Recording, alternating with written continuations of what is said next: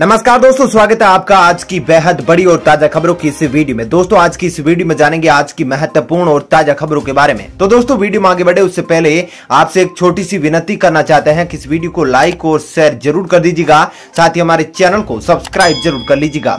वहीं पर दोस्तों वीडियो में आगे बढ़े उससे पहले आपके जनरल नॉलेज में वृद्धि के लिए आपसे एक प्रश्न पूछना चाहते हैं।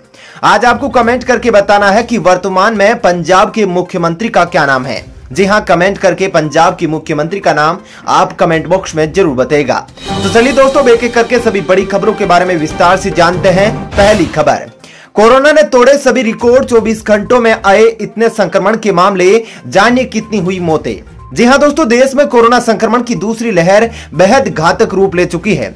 देश में कोरोना संक्रमण के 4 लाख से ज्यादा नए मामले सामने आए हैं। ये एक दिन में अब तक के सर्वाधिक मामले हैं। केंद्रीय स्वास्थ्य मंत्रालय द्वारा जारी आंकड़ों के अनुसार देश में संक्रमण के 4 लाख से ज्यादा नए मामले दर्ज किए गए, जिसके बाद कुल संक्रमितों की संख्या 1,87,00,000 के पार हो गई। वहीं इस अवधि में 3500 से ज्यादा मरीजों की मौत हुई है, जिसके बाद कुल मृतकों की संख्या 2 लाख के आंकड़े को पार करते हुए 2,08,000 से ज्यादा हो गई। वहीं पर कोरोना के मामले अब डरावनी स्थिति में पहुंच चुके हैं। चलिए दोस्तों जानते हैं अगली खबर। कोरोना संकट के बीच एम्बुलेंस मालिक की घिनौनी हरकत, आईपीएस ने शेयर की यह वायरल पोस्ट। जी हां दोस्तों, कोरोना की दूसरी लहर ने देश में कोहराम मचा रखा है। मरीजों को एक अस्पताल से दूसरे अस्पताल तक ले जाने के लिए एम्बुलेंस का सहारा लेना पड़ रहा है। महामारी के इस दौर में जब लोगों को एक दूसरे की मदद करनी चाहिए, ऐसे समय में कुछ लोगों ने इसे पैसा कमाने का जरिया बना लिया है। कोरोना के गंभीर मरीजों की मदद के नाम पर एक एम्बुलेंस संचालक ने जो किया, उसे देखने के बाद लोगों में गुस्सा बढ़ रहा है। आईपीएस अधिकारी अरुण बोथरा ने देश को हिला देने वाली एक तस्वीर शेयर की है। दरअसल यह तस्वीर एक एम्बुलेंस बिल की है। इस बिल की फोटो शेयर करने के साथ उन्होंने लिखा कि दिल्ली में 4 किलोमीटर के लिए 10,000 रुपए एम्बुलेंस का किराया। दुनिया आज हमें देख रही है, न केवल तबाही बल्कि हमारे नैतिक मूल्य भी। डीके एम्बुलेंस सर्विस का ये बिल अब सोशल मीडिया पर खूब वायरल हो रहा है।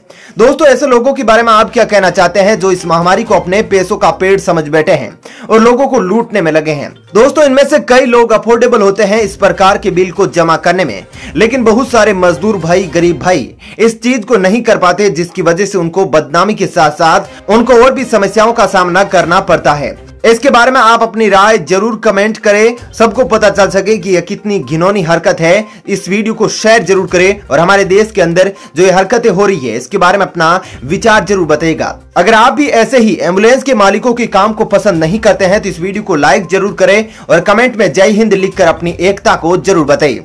चलिए दोस्तों जानते हैं अगली खबर। व्यक्तिगत इस्तेमाल के लिए ऑक्सीजन कंसंट्रेटर के आयात को मंजूरी, सरकार का बड़ा फैसला। जी हां दोस्तों, देश में कोरोना संक्रमण की दूसरी लहर के कारण खराब हालात को देखते हुए सरकार ने शनिवार को अहम फैसला लिया। अब व्यक्तिगत इस्तेमाल के लिए गिफ्ट के तौर पर ऑक्सीजन कंसंट्रेटर का आयात कर सकते हैं। दरअसल सरकार ने विदेश व्यापार नीति 2015 से 2020 में संशोधन किया है ताकि महामारी से परेशान जनता को राहत दी जा सके। चलिए दोस्तों जानते हैं अगली खबर।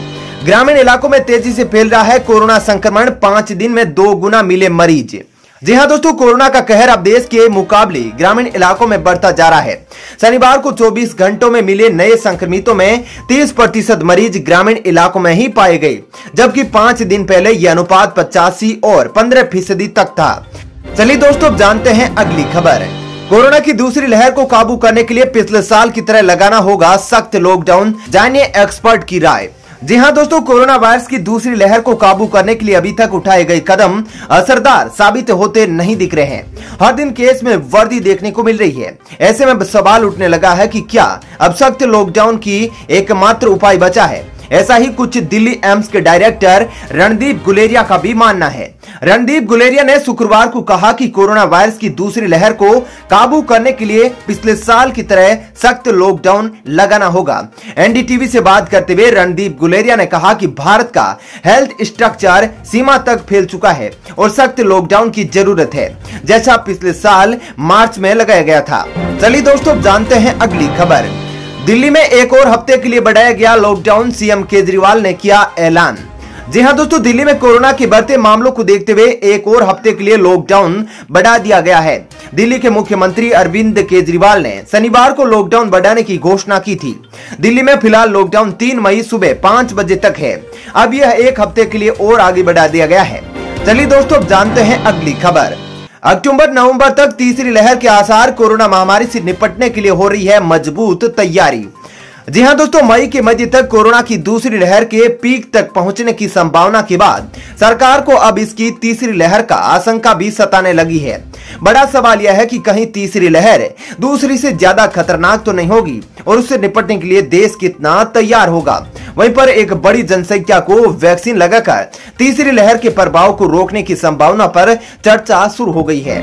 चलिए दोस्तों, अब जानते हैं अगली खबर। पश्चिमी विक्षोभ का असर। इन राज्यों में तेज हवाओं के साथ हल्की बारिश का अलर्ट। जानिए 7 मई तक कैसा रहेगा मौसम। जी हां दोस्तों, उत्तर भारत में मानसून पूर्व गतिविधियां जोर पकड़ने लगी है। पंजाब, हरियाणा, राजस्थान और दिल्ली एनसीआर में अगले कुछ घंटों में तेज धूल भरी हवा के साथ हल्की बारिश का अनुमान जताया जा रहा है। वहीं उत्तर पश्चिमी भारत सहित देश के अन्य हिस्सों में आज इसके बढ़ने की उम्मीद है। इससे इस पूरे सप्ताह यानी कि 7 मई तक मौसम का मिजाज बदला हुआ रहेगा। मौसम विभाग और स्काईमेट वेदर के अनुसार 2 दिन पहले जम्मू कश्मीर की ओर से एक पश्चिमी विक्षोभ सक्रिय हुआ है। इससे पंजाब, हरियाणा, राजस्थान, मध्य प्रदेश, दक्षिणी छत्तीसगढ़ और महाराष्ट्र के कुछ हिस्से में आंधी और गरज चमक के साथ हल्की बारिश का दौर अभी जारी रहेगा। चलिए दोस्तों, जानते हैं अगली खबर। महाराष्ट्र के बाद कर्नाटक में कोरोना का कहर। 24 घंटों में 40,000 से ज्यादा नए केस, 271 मौतें। जी हां दोस्तों, महाराष्ट्र के बाद कर्नाटक में कोविड-19 महामारी से स्थिति भयावह होती जा रही है। यहां पिछले 24 घंटों में कोरोना संक्रमण के 40,900 से ज्यादा नए मामले दर्ज किए गए हैं और 271 लोगों की मौत हो गई है। नए मामले सामने आने के बाद राज्य में कोरोना संक्रमित मरीजों की संख्या 15,64,000 से ज्यादा हो गई है। चलिए दोस्तों, अब जानते हैं अगली खबर। अब दुनिया में कोरोना वायरस का केंद्र है भारत। यह कोविड की लहर नहीं सुनामी है, राहुल गांधी का बयान।